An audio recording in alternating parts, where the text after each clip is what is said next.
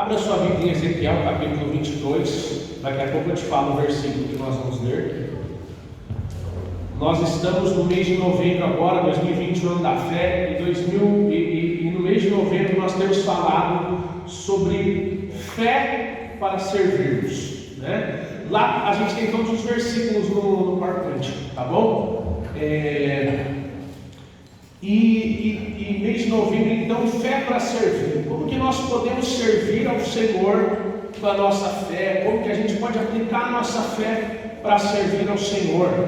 Então, nós estamos sendo desafiados nos últimos cultos a servirmos como Jesus.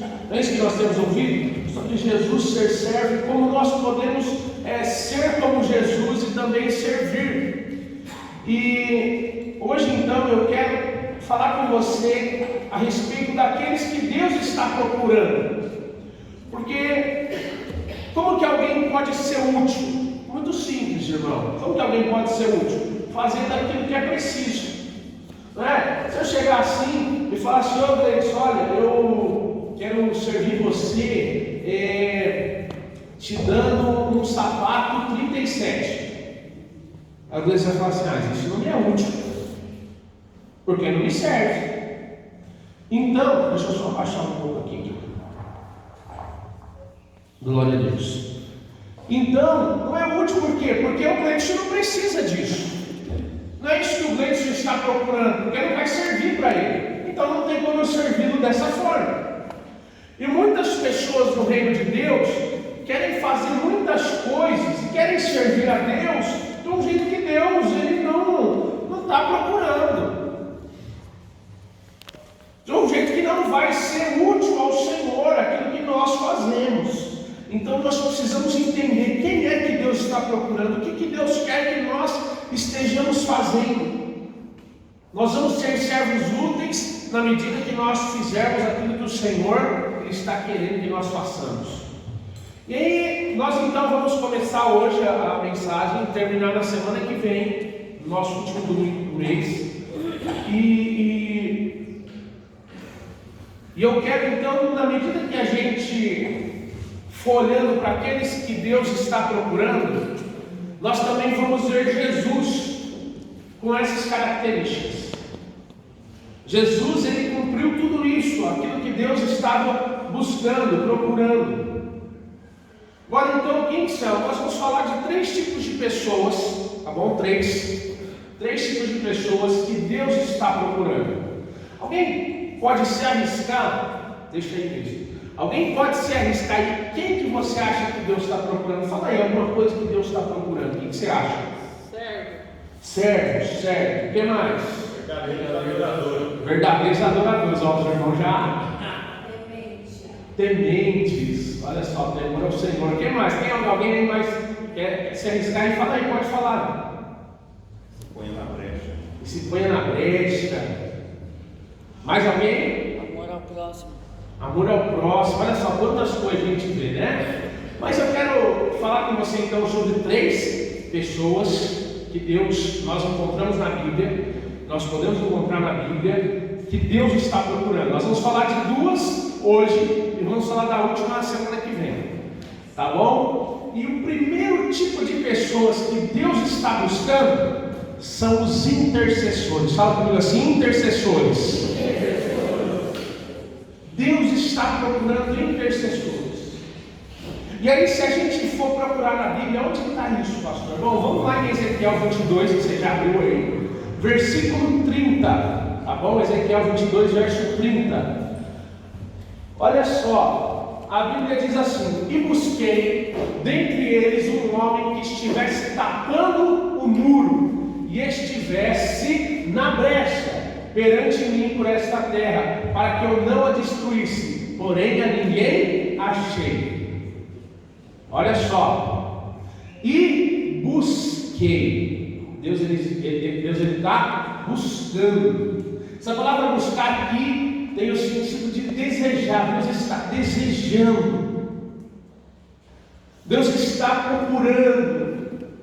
Quem? Aí ele fala, um homem que fizesse o quê? Estivesse tapando ou fechando o muro e estivesse O que é esse estivesse? Esse estivesse aqui é alguém que estivesse se colocando, estivesse aqui de pé, tomando a posição de alguém. É isso que significa. Lá, a gente vai ver no original, essa palavra estivesse significa isso: estar de pé, tomando a posição de alguém, na brecha.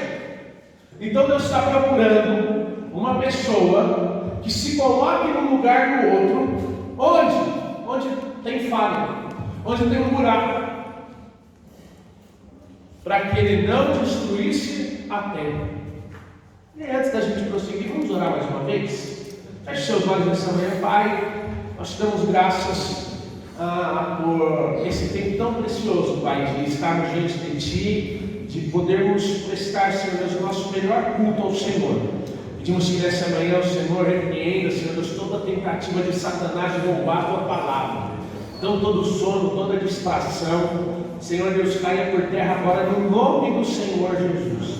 Eu oro, Pai, e peço que o Senhor libere uma porção especial da Tua palavra sobre nós nessa manhã, trazendo revelação e entendimento, Senhor Deus, aos nossos corações. Em nome de Jesus nós oramos. Amém e amém. Irmão, só para me ver aqui agora, só para vir falar para os irmãos, eu não estava aqui no início da reunião, estava concluindo a mensagem, e não sei se o pastor falou, mas nem todo mundo estava aqui também, então se ele falou, eu vou repetir, que a pastora ela já recebeu alta, tá bom? Ela já está em casa, agora ela precisa ficar uma semana inteira de repouso absoluto, não pode sair para absolutamente nada, tomando os medicamentos que o médico passou. Mas graças a Deus ela já está bem melhor, né? Então, só para testemunhar isso para os irmãos, tá bom? Às vezes o irmão não estava sabendo, então agora você já está sabendo. Bom, irmãos, para nós entendermos um pouco mais daquilo que está acontecendo nesse versículo 30 de Ezequiel, nós precisamos entender. Ezequiel ele era um profeta, e ele estava aqui denunciando os pecados do povo. Porque geralmente era esse o ministério do profeta. O ministério do profeta geralmente era contar aquilo que o povo estava fazendo de errado, para que o povo pudesse se consertar e Deus pudesse abençoar então novamente a nação de Israel. E é isso o que Ezequiel está fazendo. Ezequiel está dizendo: olha, vocês vão ser levados à destruição por conta do pecado de vocês. Eles estavam aqui, irmãos, tão contaminados pelo pecado. E sabe o que estava acontecendo? As nações vizinhas, os gentios, as nações gentis, estavam sabendo qual o nível de vida que o povo de Israel estava vivendo, que eles estavam difamando o nome do Senhor. O nome de Deus estava sendo envergonhado por conta do pecado do povo.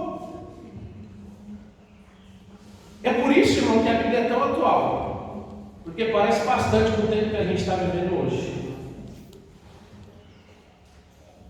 Com o mundo se escandalizando com aquilo que acontece dentro da igreja, com os pecados que aqueles que são filhos de Deus têm praticado, como se não fosse absolutamente nada. Ezequiel aqui está falando sobre idolatria. Ezequiel está falando sobre abuso de poder. Ezequiel está falando da injustiça. Olha só. Parece até que Ezequiel estava aqui em 2020 de novo.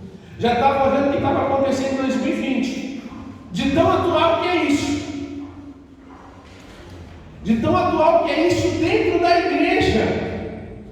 E assim como naquele tempo, Deus, com todo o seu amor, com toda a sua bondade, com toda a sua misericórdia, Ele está o quê? Retendo o julgamento. Deus está falando: não vou julgar agora, não vou julgar agora. Deus está retendo o julgamento, a ira, para dar oportunidade para os pecadores se arrependerem.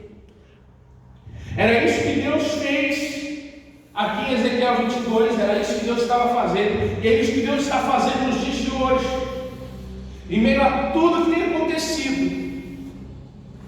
Ninguém pode dizer: pastor, mas isso que está acontecendo não é julgamento. Não, irmão, isso não é julgamento. Se você acha que um vírus é julgamento de Deus, você precisa estudar um pouco mais a Bíblia, não é julgamento de Deus. Deus está retendo, Deus está dizendo, estou segurando, estou dando tempo para haver arrependimento. Olha o cenário que Israel estava vivendo, já se parece com o que nós temos vivido hoje em dia. Os governantes tinham se corrompido, eles eram corruptos. Os sacerdotes, que deveriam ser aqueles que preservavam a lei de Deus, que ensinavam o povo, que deveriam ir contra os atos perversos dos governantes, eles estavam o quê? Transgredindo a lei de Deus. Eles estavam fazendo vista grossa para aquilo que estava acontecendo. E o povo? O povo ficava quietinho, concordava com tudo. Por quê? Porque também se levantavam falsos profetas para falar aquilo que o povo queria ouvir, para dizer para o povo que não ia ter dia de julgamento, coisa nenhuma. E aí, com isso, eles estavam encorajando as pessoas com as suas mentiras, e ao invés de eles desmascararem o pecado, eles encobriram. Muito parecido, irmão. Parece que a gente está lendo aqui um retrato dos tempos que nós temos vivido. Aí alguém pode se perguntar, pastor, mas onde que Deus está nisso tudo? O que Deus faz então no meio de toda essa bagunça, de todo esse caos? O que Deus fez lá e o que Deus está fazendo hoje no meio dessa bagunça toda? Sabe o que Deus está fazendo? Deus está buscando, Deus está procurando, Deus está desejando o quê? Uma pessoa, alguém que se coloque no meio da brecha. O que é a brecha? A brecha na muralha de uma cidade é uma falha. O pastor estava falando aqui, né, na cidade de Jericó. Não era só a cidade de Jericó, cidades em geral, obviamente nem todas com toda essa espessura na muralha, mas as muralhas geralmente eram lugares que pelo menos uma carroça ela podia passar ali, um carro com cavalos podia passar em cima da muralha. Então eram muralhas, eram muros grandes, grossos, espessos. Para quê? Para servir de defesa dos inimigos. Então a muralha era um sistema de defesa. Entende? E aí de repente a muralha ia envelhecendo, as coisas iam. E o que acontecia? Ia abrindo buracos ou brechas. Brechas eram abertas na muralha. Então isso mostrava o quê? Uma falta de proteção. A cidade ficava comprometida. A defesa da cidade estava comprometida por causa dos buracos, das brechas nos muros. Então precisava-se de uma pessoa disposta a tapar as brechas, a tapar os buracos das muralhas, porque a brecha era a porta de entrada do inimigo, era o ponto vulnerável. Por quê? Porque restante não tinha como o cara vai passar, não imagina. Sei lá, tem um muro de 8 metros de altura por 6 de espessura. Depois o cara quer fazer com lá com a marreta dele. E ela com a picareta lá para poder tentar quebrar o muro. Você acha que ia funcionar? Os irmãos foram quebrar aqui para passar ainda na mesa, os irmãos sofreram. Outro dia a gente vai quebrar ali para passar um cano lá de fora da calçada, irmão. Rapaz, a gente estava com 2 ali. Foi mais para abrir o espaço da calçada ali, acho que dá 1 metro, 1,5 metro, sei lá. Nós gastamos quase 2 horas, de tão forte que era concreto. Agora você imagina o cara quebrar pedra. 6 metros assim, ó, de espessura. Então ele não podia. Ele precisava o quê? Procurar as brechas. Se ele achava, era a porta de entrada. Então a brecha era a vulnerabilidade, era a porta de entrada para o inimigo. Era dessa forma que as tropas invadiam a cidade. E aí, em cima dos muros, eram colocados guardas, vigias, nos portões, em pontos estratégicos. Eles ficavam ali para vigiar. Neemias, quando ele vai até Jerusalém está com os muros destruídos. O Neemias, ele vai para Jerusalém para reconstruir os muros, para trazer de novo a proteção para Jerusalém. E aí alguém que se colocasse na brecha era um trabalho importante, era um trabalho necessário, mas era um trabalho duro, irmão. Sabe por quê? Porque o cara, ele fazia turno de 3 em 3 horas, ele ficava lá 3 horas de pé. Aí 3 horas depois ele descansava, 3 horas depois ele voltava, 3 horas ele descansava, 3 horas ele ficava lá de pé. Esse era o turno do cara que se colocava ali na brecha. Era assim que funcionava o trabalho dele. Ele exigia disciplina, exigia paciência, treinamento, vigilância. Ele tinha que ficar atento ali. Alguém para se colocar na brecha, então precisava de tudo isso. Agora, pastor, o que isso tem a ver com intercessor? Porque é exatamente isso que significa para nós hoje se colocar na brecha. Alguém que se coloque entre intercessão. Pode passar para mim. O que é intercessão? Interceder significa literalmente interpor-se ou colocar-se entre. Então, intercessão é um tipo de oração onde uma pessoa ela intercede ou ela se coloca entre Deus e uma outra pessoa. Isso é a oração de intercessão. É você se colocar diante de Deus por uma outra pessoa.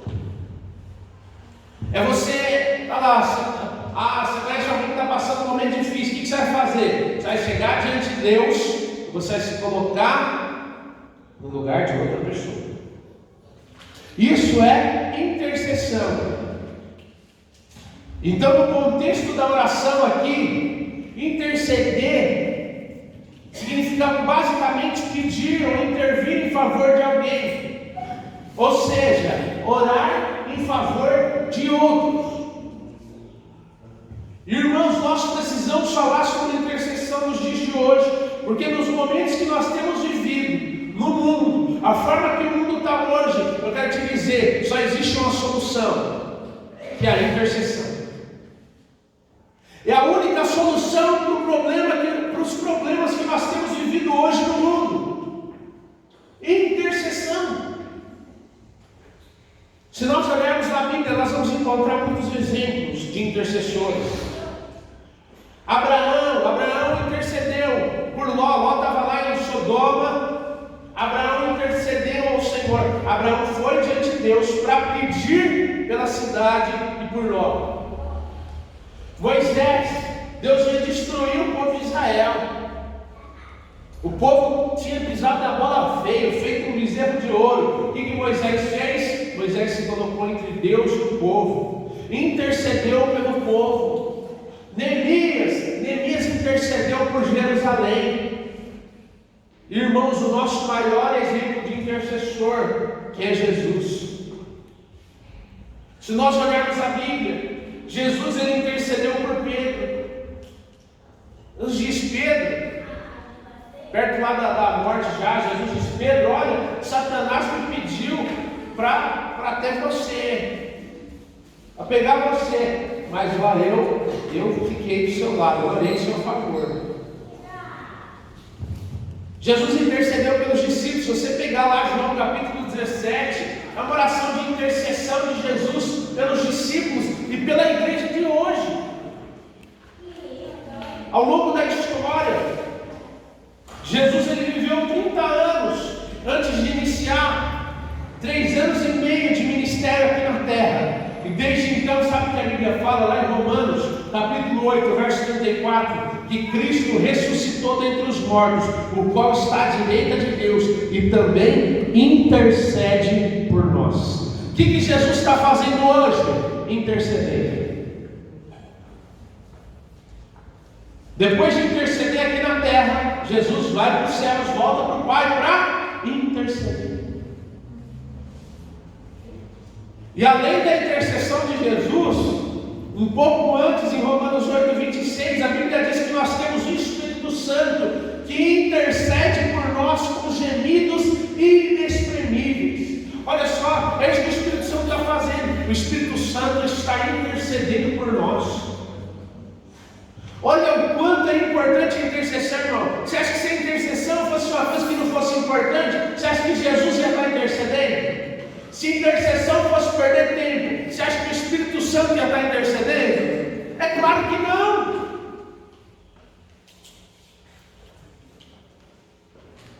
Jesus está intercedendo, nós também devemos interceder. Nós também devemos orar em favor dos outros. Agora, como que eu devo interceder, pastor? Porque eu não sei como fazer isso. Bom, na carta de Paulo aos Efésios, nós encontramos a intercessão de Paulo pelos irmãos. E aí isso pode nos dar um modelo. Você pode interceder de várias formas. Aqui, quero só te ajudar a iniciar na oração de intercessão. Mas aqui Paulo nos dá um modelo. Primeira coisa, Paulo ele ora para que os irmãos desfrutem da salvação. Então, o nosso principal objetivo, irmãos, na oração de intercessão tem a ver com salvação. Primeiro, daqueles que são cristãos. Pastor, por que eu tenho que interceder? Porque salvação não é só ter o nome escrito no livro da vida, irmão. Você orar por salvação, pela salvação plena, para o desfrute da salvação, como Paulo fala aos Efésios, é você orar para que Deus dê cura.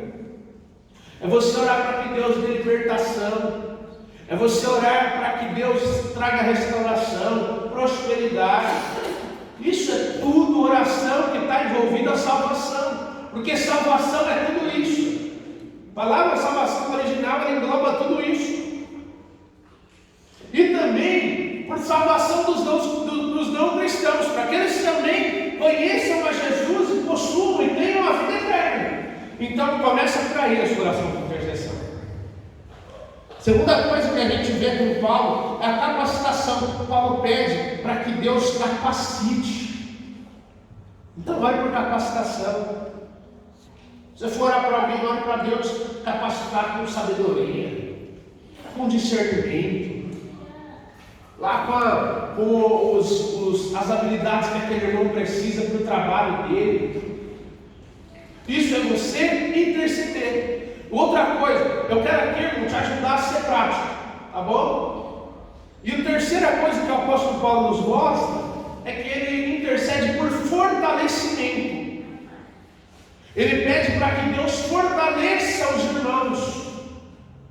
Nós também devemos orar. Pedir para Deus, Deus, não deixe o meu irmão cair, não deixe o meu irmão vacilar, que o Espírito Santo fortaleça, encoraje. Precisamos, irmão. Agora, por que nós devemos interceder?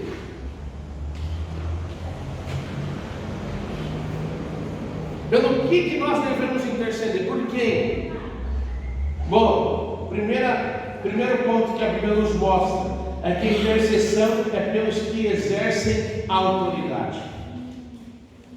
Você está anotando aí, você pode escrever. A intercessão é pelos que exercem a autoridade.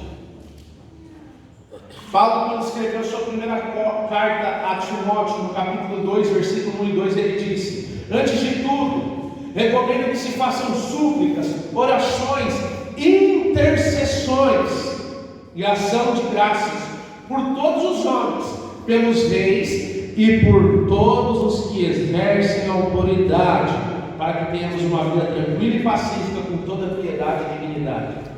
Paulo está dizendo que, olha, intercedam por todos aqueles que exercem a autoridade. Irmãos, apesar de nós muitas vezes temos dificuldade de ser aceitados em determinadas determinadas ações dos nossos líderes, nós precisamos orar por todos eles. A partir do momento que nós começamos a interceder pela vida das pessoas que estão acima de nós, Deus ele começa a fazer o quê? Você lembra? A gente pede o quê para Deus? Capacitação. Então Deus começa a capacitar, Deus começa a dar sabedoria, e aí Deus começa a fazer isso sobre essas pessoas, e isso se torna uma bênção para nós mesmos. Então ore pelos prefeitos, ore pelos governantes, ore pelas autoridades, pelo presidente, pelos deputados, pelos senadores, pelos ministros. Ore. Pastor, eu não gosto. Melhor ainda. Melhor ainda. Quando a gente intercede por alguém que a gente não consegue amar, não. Esse é o maior gesto de intercessão. Entende? Então nós precisamos interceder. Mas não é só pelas autoridades políticas, não. Precisamos orar pelas autoridades da igreja, pelos pastores, pelos obreiros, pelo seu líder de célula. Na grande maioria das suas cartas, o apóstolo Paulo, ele pede para que os irmãos orem por ele, pelo seu ministério. Paulo pede por intercessores. Interceda, irmão, pela liderança da igreja. Interceda pelo seu líder do trabalho. Pastor, mas o senhor não conhece. Você não conhece, pastor? Por isso está falando isso, é uma cobra. Aquilo não é uma pessoa, é uma cobra. Ore por ele, irmão. Ore por ele, para que Deus dê sabedoria, para que ele seja salvo, para que Deus capacite. Ore por isso. Resumindo então, nós precisamos orar como igreja por todos aqueles que estão na posição de tomada de decisão. Amém? Por que mais que nós devemos interceder? Nós também devemos interceder, irmão, para que Deus estabeleça a justiça dele. Interceder para que Deus estabeleça a justiça dele. Em Mateus capítulo 6, Jesus ele ensina um modelo de oração. E nessa oração Jesus disse: venha o teu reino, seja feita a tua vontade, assim na terra como no céu. O que é isso? Isso é clamar para que Deus faça a vontade dele. Quando nós intercedemos e nós nos relacionamos com Deus em oração, é importante que nós clamemos pela justiça dele, e não pela nossa própria justiça, ou por aquilo que parece justo aos nossos olhos, mas precisamos orar pela justiça de Deus. Precisamos buscar a vontade perfeita de Deus, para que nós possamos aprender a cada dia o que é justo aos olhos do Senhor. Se existe injustiça social no nosso país, nós não devemos clamar pela nossa própria visão de justiça, nós devemos clamar pela justiça do Pai, para que Ele estabeleça a justiça do reino dele aqui nessa terra, que é um reino de paz, é um reino de retidão, é um reino de perfeição. Então precisamos clamar pela justiça dele. Do que adianta, irmão? Deixa eu te perguntar aqui. Do que você acha que adianta você passar o dia todo postando nas redes sociais sobre a menina de 9, 10 anos que alguns meses atrás foi lá para o Nordeste lá para poder abortar? Aí o irmão fica lá gastando tempo procurando coisa na internet. Já vou postar isso daqui que é legal, vou postar aquilo que é legal. Aí o Amapá está sem luz, é a paz do leite. Aí o irmão fala assim: agora eu vou postar do Amapá. Aí um homem é morto no Carrefour. Aí a gente fala assim: vou colocar agora esses daqui. Irmãos, o que você acha que isso adianta? Pastor, mas é porque a igreja precisa se posicionar. A igreja não pode ficar calada. É exatamente isso. A igreja precisa se posicionar. A igreja não pode se calar. A questão é: onde é que você tem se posicionado? E onde é que a sua voz tem sido ouvida? Porque deixa eu te falar, irmão, se nós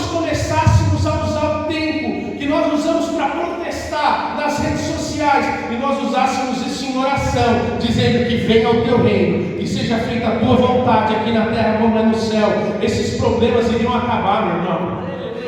O nosso problema é que nós estamos nos posicionando no lugar errado, e a nossa voz tem sido ouvida nos lugares errados.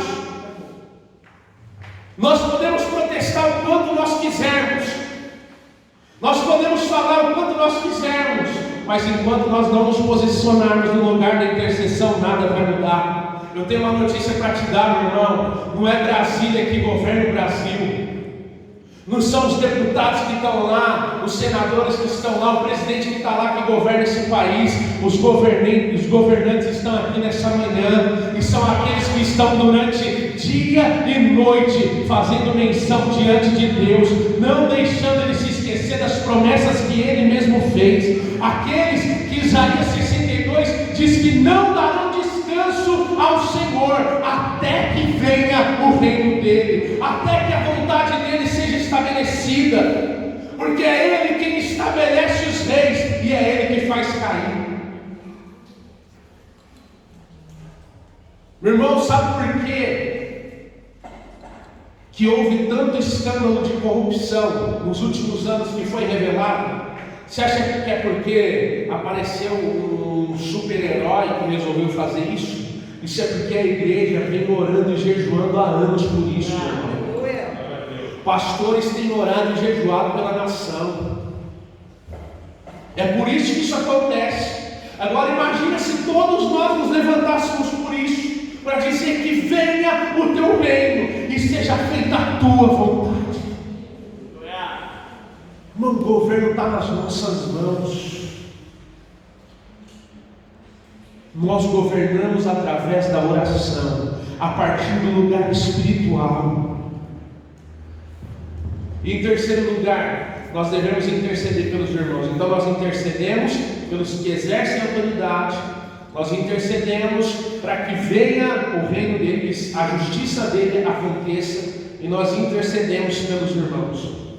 2 Coríntios capítulo 1, verso 11, o apóstolo Paulo diz: enquanto vocês nos ajudam com as suas orações, assim muitos darão graças por nossa causa, pelo favor a nós concedido em resposta às orações de muitos. Ouça, nós precisamos orar uns pelos outros. Você quer saber o que é a verdadeira comunhão, irmão? A verdadeira comunhão é nós orarmos uns pelos outros. Sabe que tem uma frase que o crente gosta de falar, né? O crente gosta de falar, sabe o quê? E o crente acha bonito, acha legal isso. Ele fala assim: crente não bebe, mas come, que é uma beleza, não é isso? O crente acha legal falar isso. Crente não bebe, mas come, que é uma beleza.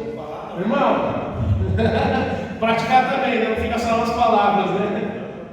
Agora escuta, já pensou o dia que a gente falasse assim: crente não bebe, mas ora, que é uma beleza. Irmão, a posição de autoridade muda. Aleluia. Precisamos orar mais uns pelos outros. Nós achamos que comunhão é a gente se reunir para comer, mas a verdadeira comunhão é gerada pelo Espírito Santo através da oração uns pelos outros. Não tem problema comer, irmão.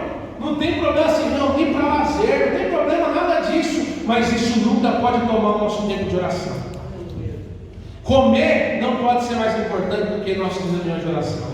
Lazer não pode tomar lugar na oração. Alguns anos atrás, nós estávamos vivendo, irmãos, um grande mover entre os jovens e adolescentes. Se alguém perguntar para mim: pastor, por que isso estava acontecendo? Eu vou te dizer por quê. A gente fazia muito churrasco, sabia disso? Se reunia na casa de um casal para fazer churrasco. Mas todos esses churrascos eram precedidos de jejum e oração. A gente se reunia para encerrar jejum. Passava um período em jejum e oração, aí depois a gente se reunia. Porque é isso que o jejum e a oração, a intercessão, eles movem. E a intercessão, ela precisa ser uma prática constante da vida cristã. Não pode ser em períodos específicos. Agora a gente intercede, agora a gente para. Porque a intercessão é o sustento para o corpo de Cristo. Uma igreja que avança para estabelecer o reino de Deus é uma igreja que intercede, é uma igreja que ora. Se nós queremos fazer a diferença, pastor, a gente precisa ser uma igreja que faz a diferença. Então nós precisamos, meu irmão, ser uma igreja que intercede. Aleluia. Porque antes de vir o Pentecostes, antes do Espírito ser derramado em Atos capítulo 2, e 3.000 pessoas ali se converterem, houve oração incessante no Senado. Estevão, quando está sendo apedrejado em Atos capítulo 7, ele intercede. E a intercessão de Estevão resulta na conversão de Saulo, que veio a se tornar o grande apóstolo Paulo. Porque a intercessão, ela sempre vai vir antes da salvação. Você quer que sua família se converta? Interceda pela sua família. Gaste tempo em oração pela sua família. Jesus, antes de ir para o Calvário trazer salvação, Jesus foi para o Getsemane. Antes da morte na cruz, Jesus agonizou em intercessão no jardim do Getsemane. E é por isso que nós recebemos a salvação. Diga comigo assim: a intercessão sempre precede a salvação. Se a gente for olhar para a história, irmão, teve um jovem missionário chamado David Brainerd, um jovem missionário que foi enviado para pregar no oeste dos Estados Unidos, para os sanguinários índios vermelhos. Eles eram chamados índios de pele vermelha. Esse jovem, ele morreu com apenas 33 anos de idade, com tuberculose, se escondendo dentro de um poço, dentro de uma cisterna, procurando se esconder do frio. E enquanto ele estava ali, sofrendo, agonizando antes de morrer, ele dizia: dá-me águas, senão eu morro. Logo após a sua morte, aconteceu um fenômeno naquele lugar. Milhares de índios começaram a se converter em toda parte. Susana Wesley, essa mulher foi mãe de 19 filhos. Eita, irmão, com 2 a gente já fica perdido, né, Antônio?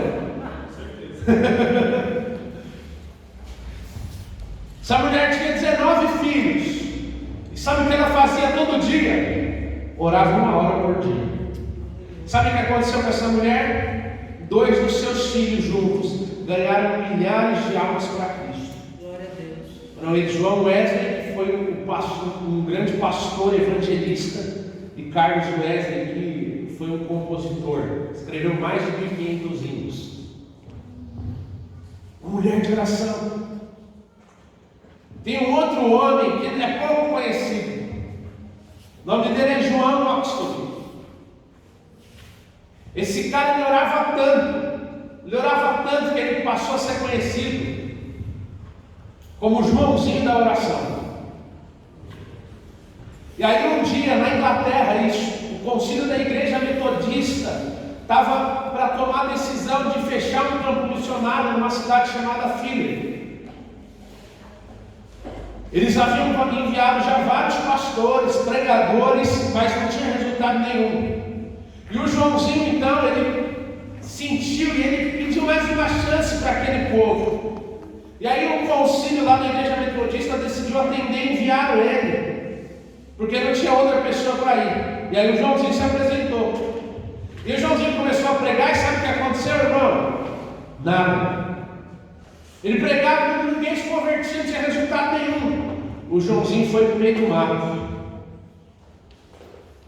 E com a alma cheia de dor, ele orou mais ou menos dessa forma assim: Não, Senhor, não podes fazer de mim um palhaço. Eu disse aos crentes lá o nome da cidade aqui da Inglaterra é muito difícil, que tu vivificarias a tua obra, e agora eu preciso que assim o faças. De outro modo, nunca mais terei coragem de lhe mostrar o meu rosto. Então, o que dirá o povo sobre a oração e a fé? Olha só, essa foi a oração, o Joãozinho da oração. E depois ele clamou dizendo: Filho está conquistada, filho está conquistada. E ele saiu cantando pelas ruas da cidade, dizendo: voltai-vos para o Senhor e buscai a salvação. Milhares de pessoas se converteram em filho. Um outro homem pouco conhecido chamado John Hyde, ele ficou conhecido como o homem que orava. Ele foi missionário na Índia, e inicialmente nas suas intercessões ele pedia a Deus que Deus desse a ele a conversão de uma alma por dia. Deus ouviu e atendeu a sua oração. Aí ele começou a orar então para que Deus desse 2 almas por dia, e Deus deu 2 almas por dia. Ele então começou a pedir para que Deus desse 4 almas por dia, e ele viu milhares de pessoas se converterem na Índia. Existem registros históricos de que diversos membros da igreja de Jonathan Edwards, eles passaram a noite toda em oração antes de Jonathan Edwards pregar o sermão mais conhecido, intitulado Os Pecadores na Mão de um Deus Irado. Durante aquela pregação, o Espírito Santo ele se derramou em quedas tão poderosas naquela igreja. Deus se manifestou de tal maneira em santidade e majestade, irmão, que os anciãos da igreja, eles se agarravam nas colunas da igreja, dizendo: Senhor, salva-nos, porque nós estamos caindo no inferno. E um grande avivamento se iniciou daquela noite de oração. Então deixa eu te falar, meu irmão, não existem fórmulas, não existem métodos ou estratégias mais eficazes para a conversão de pecadores do que a intercessão. O que é necessário é que a igreja comece a entrar em parto de alma para gerar os filhos espirituais. É por isso que ainda hoje Deus está procurando homens e mulheres que defendam a lei moral de Deus, que se coloquem na brecha do muro e que confrontem o inimigo com a ajuda de Deus, que não temam, mas que vão para o lugar de oração. O Senhor está buscando intercessores que clamem a Ele por misericórdia e pela volta da santidade. E eu te pergunto: quantos aqui vão se colocar na brecha? Quantos de nós vamos nos posicionar na brecha? Até mesmo as profecias, elas se cumprem como resultado da intercessão. Até que Jesus, o Messias, viesse, aconteceu por meio de intercessões. Tinha uma mulher chamada Ana, profetisa, que ela se ocupava disso, até que os seus olhos viram a manifestação das promessas. A Bíblia diz em Lucas 2,36 que havia uma profetisa, Ana, que nunca deixava o templo, mas adorava noite e dia, em jejuns e orações. Chegando ali naquela mesma hora, deu graças a Deus e falava a respeito do menino a todos os que esperavam a redenção em Jerusalém. Ana intercedeu até que Jesus visse, até que a promessa se cumprisse. O intercessor, ele vê o cumprimento da promessa. Agora, quantos aqui vão ter a disposição de ficar na brecha até que a promessa do Senhor se cumpra? Quantos de nós vamos ter coragem de nos posicionar na brecha? Quantos de nós vamos ter coragem de nessa manhã sairmos daqui com um compromisso de orarmos, não por nós mesmos, mas pelos outros? Esse é o primeiro tipo de servo que Deus busca. Servos intercessores. Eu comigo assim: Deus está buscando servos intercessores. Olha para o seu irmão e diz assim: Deus está buscando alguém que se coloque na brecha. E o que nós vamos fazer diante disso, meu irmão? Qual vai ser a nossa atitude? E como eu te prometi, eu ia falar de dois tipos de servos que Deus está procurando. E aí não tem jeito, os irmãos já conhecem esse versículo de glória salteado, que é João capítulo 4, verso 23. Mas a hora vem, e agora é, em que os verdadeiros adoradores adorarão o Pai em espírito e em verdade, porque o Pai procura tais que assim o adoram. Então, o segundo tipo de pessoa, o segundo tipo de servo que Deus busca, o primeiro são os intercessores. Fala de novo, intercessores. O segundo tipo de servo que Deus busca diz assim: adoradores. Aí eu te pergunto, me responde aí, o que é adoração? Alguém já arrisca aí, irmão? Chuta aí, dá um chute aí, vamos ver se vai para o gol, se vai para a linha lateral. O que é adoração? Entrega. Glória a Deus, adoração e entrega. O que mais? Alguém aí? Busca. Como? Adoração que busca. Mas alguém vai lá, sério? Quantos aqui adoram a Deus? Amém. Então você tem que saber o que é adorar. Porque você adora a Deus, não é verdade? Então fala para mim o que é adoração. Amor. Olha só, no que a gente vê, várias coisas que a gente vê para adoração. Mas é natural, irmãos, que quando nós falamos de adoração, nós pensamos em louvor. Nós pensamos em cânticos. E isso não está errado, isso está certo. Porque nós podemos ver isso na Bíblia. Se a gente for ler a Bíblia lá em Neemias capítulo 8, Neemias 8, verso 6, e Esdras louvou ao Senhor, o grande Deus, e todo o povo respondeu: amém, amém, levantando as suas mãos, e inclinaram as suas cabeças, adoraram ao Senhor com os rostos em terra. Olha só, a adoração aqui deles teve a ver com o quê? Com louvar ao Senhor, dizendo quanto ele era grande, o grande Deus. E eles então levantaram as suas mãos, inclinaram e adoraram ao Senhor com os rostos em terra. É por isso que é comum nós associarmos a adoração com música, com instrumentos, com o momento do louvor, por aí vai. E às vezes a gente olha nas escrituras e o louvor é algo barulhento, que muitas vezes envolve o uso de instrumentos. A ideia de louvar a Deus é nós erguermos a voz, é nós utilizarmos instrumentos para chamar a atenção ao que Ele havia realizado. Isso é uma parte central do Antigo Testamento. A adoração é a parte central. E embora no Novo Testamento nós não achemos menção de instrumentos na adoração, a gente pode encontrar a mesma ideia aqui de vozes sendo erguidas em louvor e oração a Deus. Em Atos capítulo 4, verso 24, por exemplo: e ouvindo eles isto, unânimes levantaram a voz a Deus e disseram: Senhor, Tu és o Deus que fizeste o céu e a terra, e o mar e tudo que neles há. Eles estão aqui cantando ao Senhor, levantando a sua voz em louvor ao Senhor. Se a gente for para frente, lá em Apocalipse, irmão, Apocalipse fala muito sobre adoração.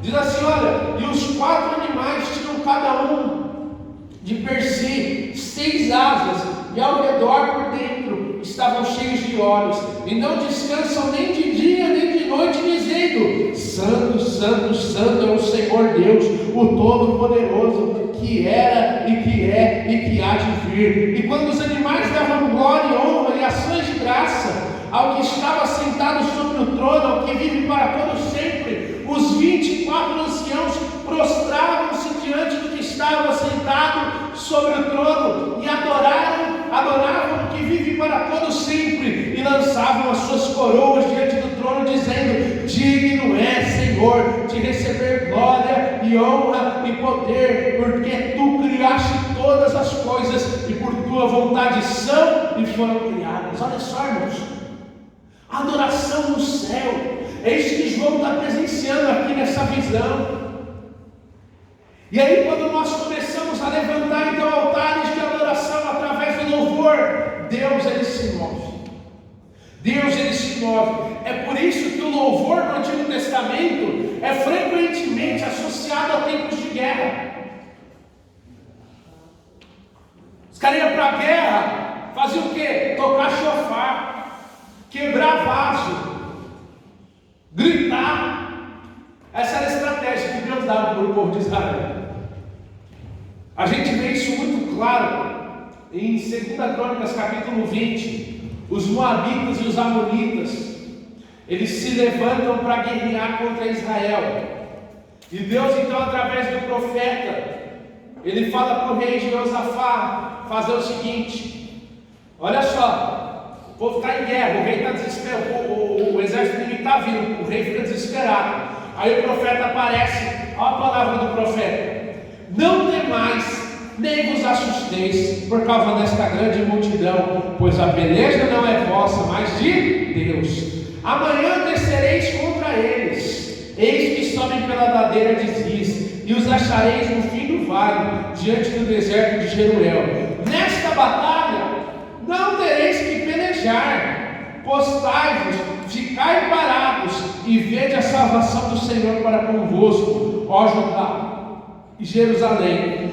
Não temais, nem vos assusteis. Amanhã saíreis ao encontro, porque o Senhor será convosco. Olha só, estratégia que Deus dá através do profeta: vocês não precisam fazer nada, porque a guerra é do Senhor, a guerra é de Deus. Então vocês ficam tranquilos, pode ficar tudo tranquilo aí. Aí o dia amanhece, e aí no dia seguinte, o texto diz agora, no verso 21, ordenou cantores para o Senhor que louvassem a majestade santa, saindo diante dos armados e dizendo: louvai ao Senhor, porque a sua benignidade dura para sempre. Olha só, irmão, tinha uns caras com espada lá que estavam lá parados. Aí que o rei falou: ó, manda os cantores na frente. Os caras da espada ficam para trás, coloca na frente o pessoal que canta. Vai cantar o quê? Vai cantar a majestade santa de Deus. Vai dizer assim: louvai ao Senhor, porque a sua benignidade dura para sempre. E aí o que aconteceu? Quando eles começaram a cantar e a dar louvores, o Senhor pôs emboscadas contra os filhos de Amon e de Moabe, e os das montanhas de Seir, que vieram contra Judá e foram desbaratados. Olha só, irmão. Enquanto eles estavam louvando, enquanto eles estavam cantando, adorando ao Senhor, o que Deus fez? Mandou armadilha para o exército inimigo. Desbaratou o exército inimigo. Através do que? Da adoração. E Deus continua procurando os adoradores. O diabo ele não pode resistir ao poder do louvor. Mas adoração não é só isso. Adoração não é só isso. E aí agora eu quero que você preste bastante atenção para você não se perder no meio da explicação. Uma explicação mais teológica agora nesse momento. A palavra usada para adoração na Bíblia é a palavra proskineu. No Novo Testamento, a palavra grega, que também é equivalente para o Antigo Testamento, mas que no Antigo Testamento é hebraico. E essa palavra, ela significa abaixar, inclinar-se, curvar-se. E provavelmente por quê? Porque os pagãos, ok? Os pagãos, quando eles iam adorar, eles iam a prestar adoração aos deuses estranhos, eles se curvavam em sinal de adoração para poder beijar a terra. Então, para beijar a terra, eles precisavam se ajoelhar, se curvar, se inclinar. E aí é provavelmente que a palavra proskineu veio disso. Mais tarde, essa mesma palavra, ela passou a ser usada para o culto ao imperador romano. Porque toda vez que o imperador passava, o povo tinha que adorar. Mas qual que era o sinal da adoração? Eles deveriam se prostrar, se inclinar. Então era usada essa palavra. Agora, além do sentido físico e externo de se prostrar, a palavra proskineu, ela pode denotar aqui uma atitude interior de reverência e de humildade. Então, quando a gente pega essa palavra, adoração, proskineu, porque a adoração ao Senhor não tem imagens. Nós adoramos a um Deus que não tem imagem para Ele. Não existe uma representação física de Deus. Então, a adoração, no sentido físico, ela está fora do alcance do adorador. Então, a palavra proskineu, ela perde o sentido físico de se prostrar, de se curvar. Eu sei que é difícil, mas presta bastante atenção. A adoração, quando ela é a Deus, ela perde o sentido físico. Não é eu me ajoelhar aqui, não é eu me prostrar aqui, não é eu me inclinar diante de Deus de forma física, mas sim se curvar diante da vontade de Deus. Agora a adoração é isso.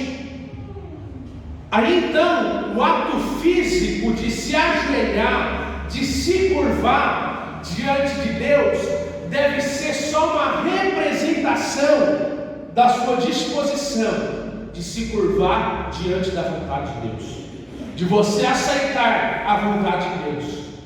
É por isso que o diabo, quando vai tentar Jesus em Mateus capítulo 4, ele pede que Jesus se curve diante dele.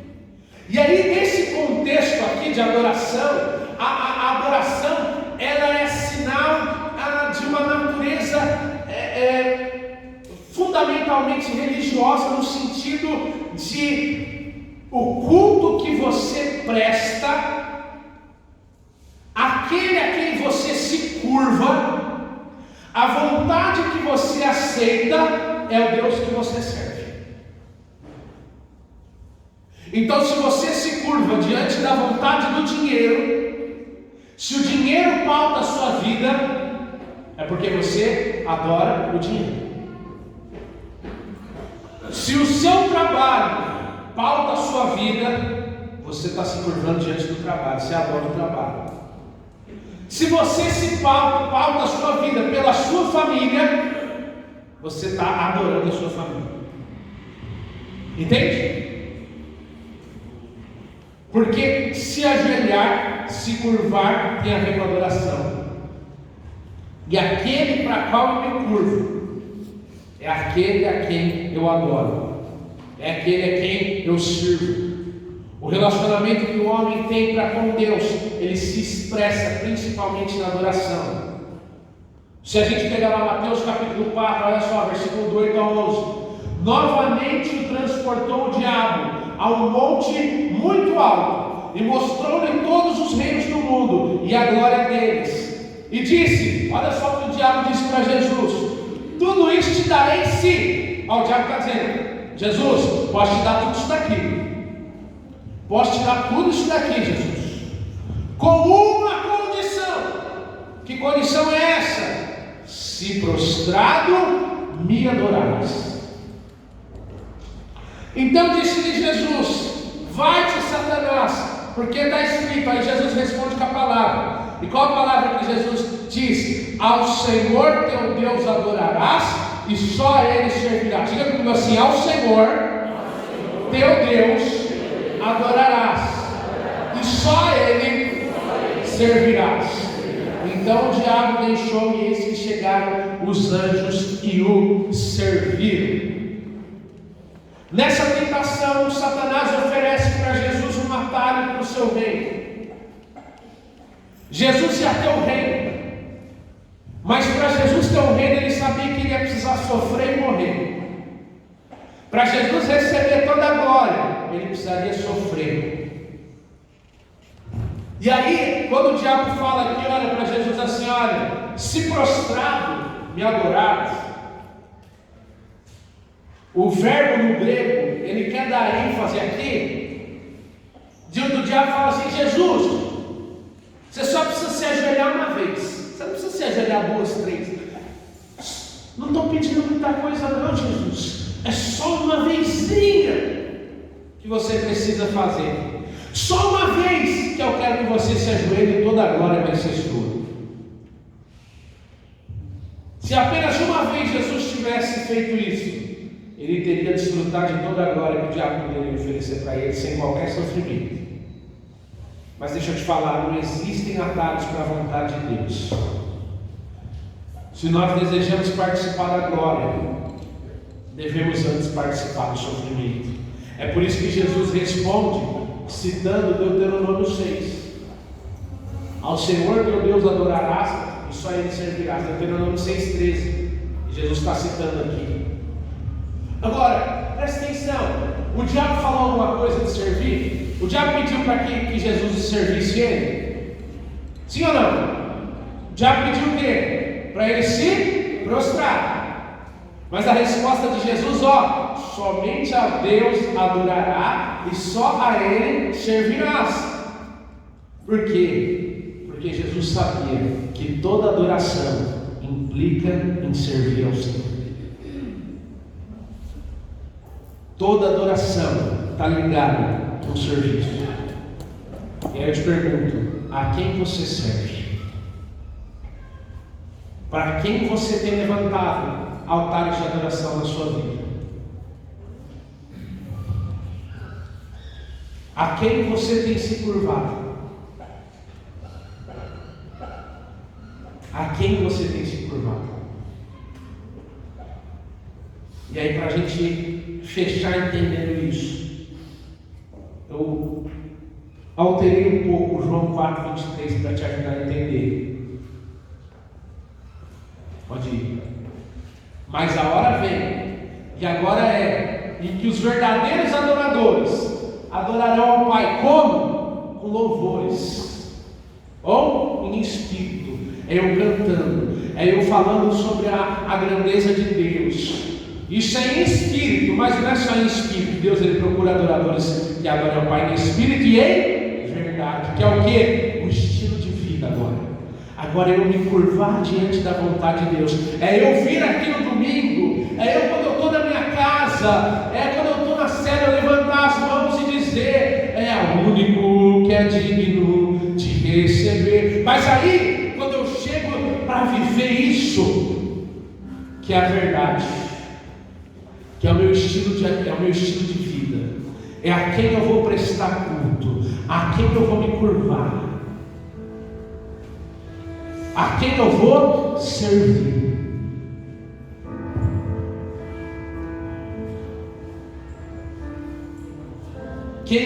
A quem é que eu vou levantar um altar de adoração?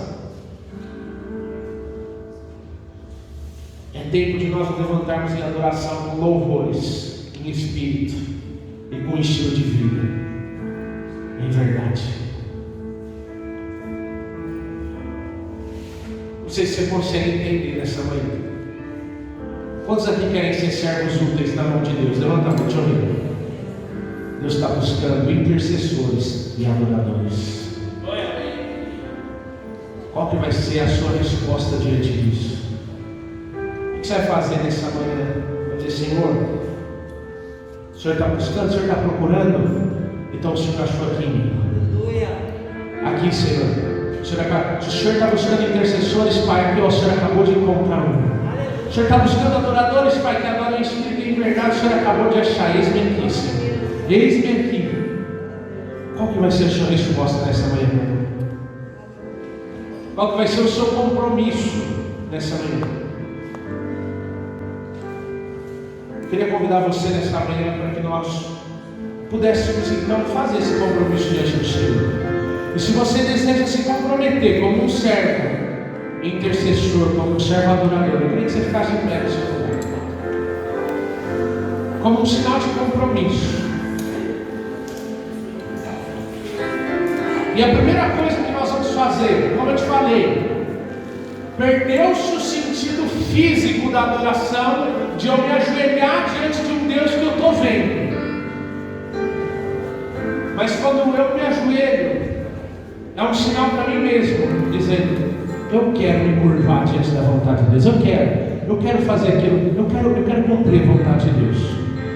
Por isso, nessa manhã, se você pode, aqui eu sei que tem irmãos que não podem, não tem problema nenhum. Se você puder fazer um esforço nessa manhã, eu queria que você se ajoelhasse no seu lugar. E que você, como um sinal físico daquilo que nós estamos fazendo no mundo espiritual, nós disséssemos: Senhor, eu me curvo diante da tua vontade.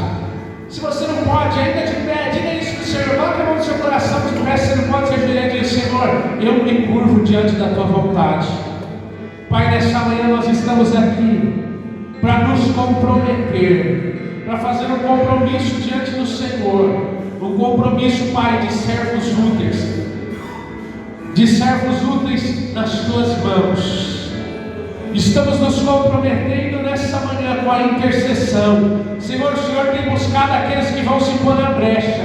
Aqui o Senhor encontra, aqui o Senhor nos encontra, aqui o Senhor nos encontra. Nós nos colocamos na brecha nessa manhã. Nós nos colocamos na brecha, Senhor Deus. Eis-nos aqui para nos posicionarmos como intercessores pelos que exercem autoridade, intercessores que vão clamar pela tua justiça, pelo teu reino, intercessores que se comprometem a orar uns pelos outros. Pai, nessa manhã eu oro, Jesus.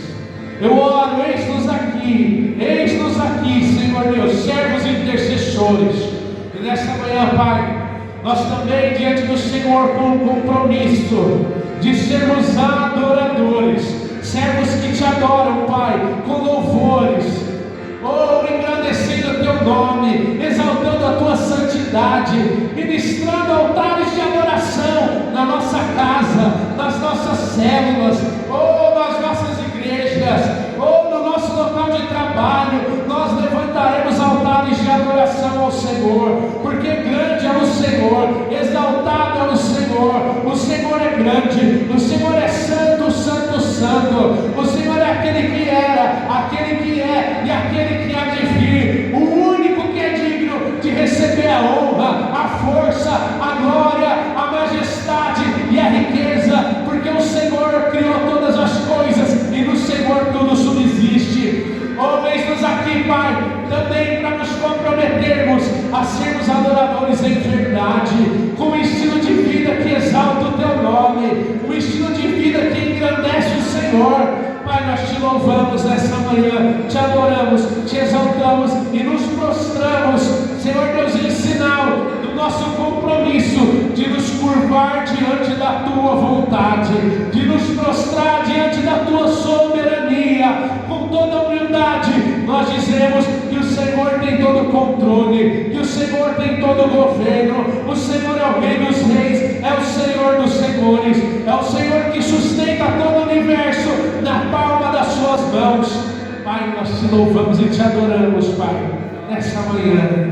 Pai, nos comprometemos nessa manhã. Ainda no seu lugar, eu queria que você dissesse comigo assim: Senhor, eu me comprometo nessa manhã como um servo útil do teu reino, como um intercessor e como um adorador, em nome de Jesus. Fique de pé no seu lugar nessa manhã mais uma vez.